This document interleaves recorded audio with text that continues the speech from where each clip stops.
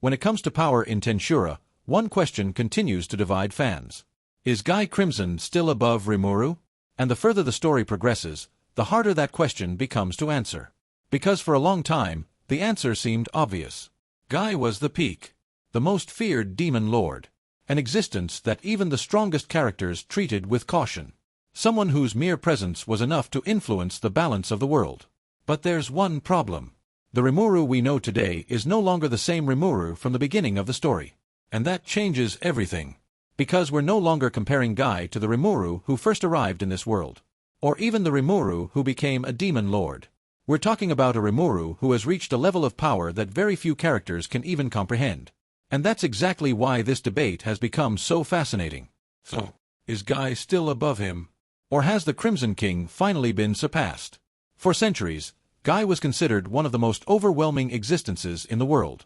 Not just because of his strength, but because of his experience. While many characters accumulated power, Guy accumulated ages, wars, conflicts, knowledge. He survived events that would have destroyed entire empires, faced enemies capable of changing history itself, and remained at the top for so long that many began to view him as untouchable. And that's important, because when we talk about Guy, we're not just talking about stats or abilities. We're talking about someone who had thousands of years to perfect everything he possesses. But there's one detail that makes this comparison incredibly difficult. Rimuru doesn't follow normal rules. Since the very beginning, his growth has always been abnormal. Every time it seemed like he had reached a limit, he surpassed it. Every time it looked like he had reached his peak, he found a way to evolve again. And as the story progresses, that difference becomes more obvious than ever. Because Rimuru's rate of growth simply doesn't make sense by the standards of that world. But there's something even more impressive. His abilities. Because for a long time, Guy's advantage wasn't just raw power. It was versatility. The incredible number of tools at his disposal. His ability to deal with almost any situation. But then Rimuru began to change. Raphael. Seal. His continuous evolutions. The countless abilities he acquired throughout his journey. And little by little, a situation emerged that once seemed impossible. Rimuru started competing with monsters that once appeared completely unreachable.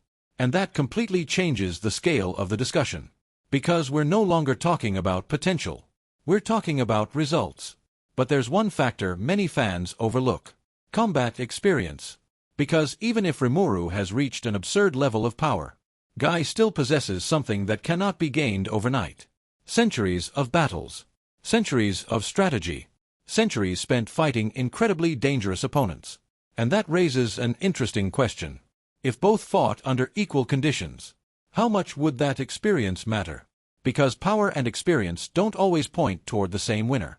But perhaps the most important factor lies somewhere else. The way other characters perceive them. Because there's something interesting about Tensura. Extremely powerful characters continue to treat Guy as a special existence.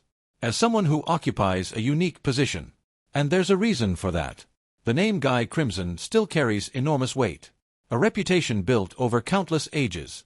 But at the same time, the story continues to show something increasingly obvious. Rimuru never stops growing. And every new evolution makes it harder to define where his limits truly are. That may be the real issue. Because when we look at Guy, we're looking at a mountain. Massive. Intimidating. But stable. When we look at Rimuru, we're looking at something completely different. Something that continues moving forward. Continues evolving. Continues breaking expectations. And that makes any comparison incredibly difficult. Because one unavoidable question begins to emerge. Even if Guy is still above Rimuru today, for how much longer? And perhaps that's the most important question of all. Because for much of the story, fans asked, will Rimuru ever reach Guy's level? Today, many fans are asking something entirely different. Has Rimuru already surpassed him? And the fact that this debate even exists shows just how much things have changed. So, is Guy Crimson still above Rimuru? The answer depends heavily on which point in the story we're analyzing. But one thing seems increasingly clear. The gap that once appeared infinite has almost completely disappeared.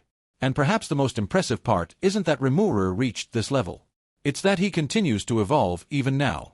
Which means the answer to this question may look completely different in the future. And what do you think? Do you believe Guy Crimson is still the strongest? Or has Rimuru already surpassed the Crimson King? Let me know your thoughts in the comments.